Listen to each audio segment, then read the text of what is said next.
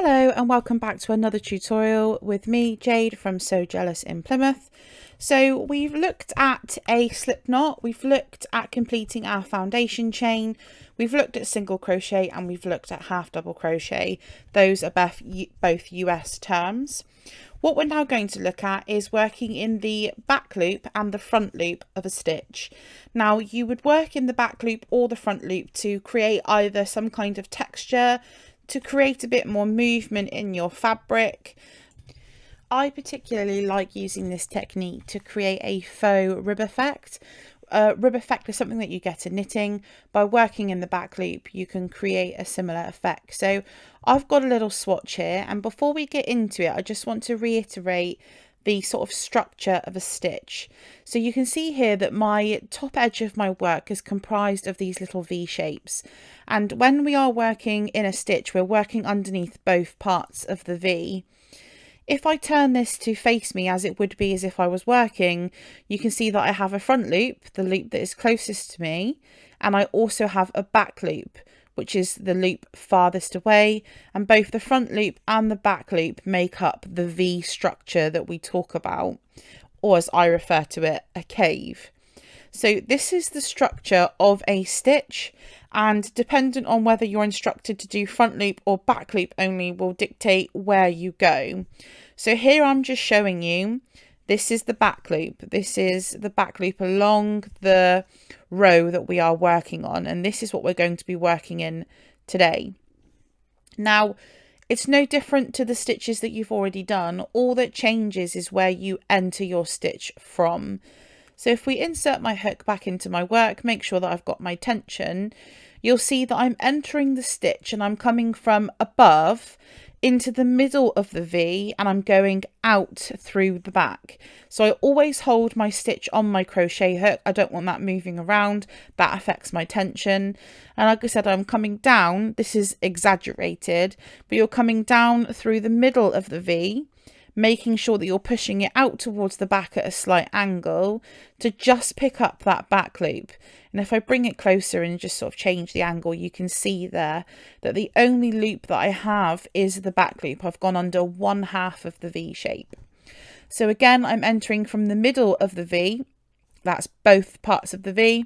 But for the back loop, I'm entering from the middle of the V, pushing it at an angle, picking up just one half of the V shape, and I'm completing my single crochet as normal here.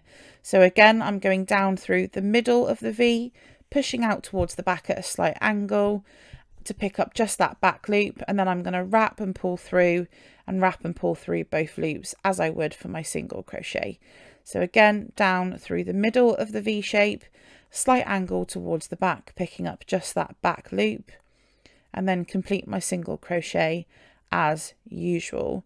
And we'll do a couple more of those just so you can sort of see what it is that we're creating here in terms of texture. So it's a single crochet as usual. The only difference is that you're not working underneath both parts of the V. In this particular section, we are working in the back loop only, and that is the loop that is farthest away from us. So here you can see those front loops that have been unworked, they create this ridge. And as well as creating a ridge, it also creates a shape. And I'll show you that shortly. But here is what I was talking about when I said about this faux rib effect. So what happens is you work your fabric this way, so you're working horizontal. And when it comes to make your hat, all you do is you change it to vertical, and that immediately creates this faux rib effect, which I think is a really pretty technique, a really pretty texture. So like I said, exposing those front loops and leaving them unworked creates this ridge, but it also creates this shape, and it's almost like a 90-degree angle. It's now moved the fabric, so it almost creates this 90-degree angle, and this is great if you are doing sort of 3D cube work. This is really good in amigurumi if you want something to have a flat bottom. Working in the back loop only enables you to sort of flatten out the bottom of your work because of the angle that it creates. So we're going to continue along the rest of this row working in the back loop only. So again, we're splitting the V, going in through the middle at an angle towards the back, picking up that back loop. Then we're going to wrap and we're going to complete the single crochet as normal. So we're going down through the middle, out towards the back, and we're going to wrap and complete our single crochet as normal. Again, that is single crochet in US terminology. If you are used to UK terminology, this is called the double crochet. So we're going to continue along until we get to our last stitch, and as we ordinarily would, we will add on our turning chain. For this particular stitch, that is a turning chain of just 1. So let's do that now. So we are now going to work along the front loop only. So it's the opposite of what we've basically just done. So we're now picking up just these front parts of the V.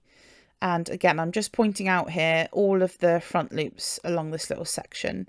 Now, in order to do that, you're coming from the front, pushing an upwards angle to split the V through the middle as you come back out.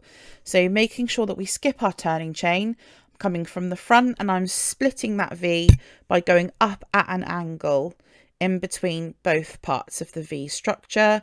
And then I'm going to complete my single crochet as normal. So we are picking up from the front, working at an upwards angle to split the V and go through the middle, making sure just the front loop is on our crochet hook, and then we're going to complete as normal. So slightly closer, that is both parts of the V. I'm only working in this front part, and in order to do this, I hold my stitch on my hook. I'm coming up from the front of the fabric at a slight angle upwards, splitting the V in half, making sure just the front part of the V is on my crochet hook like so, and then completing my single crochet as normal. Again, that is single crochet for US terminology, double crochet for UK. So I hope that you found this useful in terms of the difference between the back loop and the front loop only.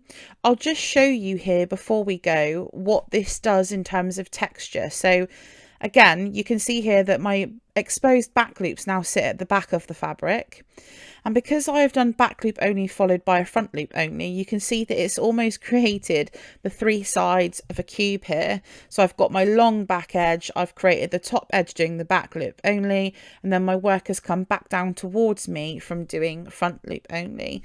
So again, it's really good for texture, but also fantastic for shaping. And I hope that you've enjoyed this tutorial, and I look forward to seeing you at the next one.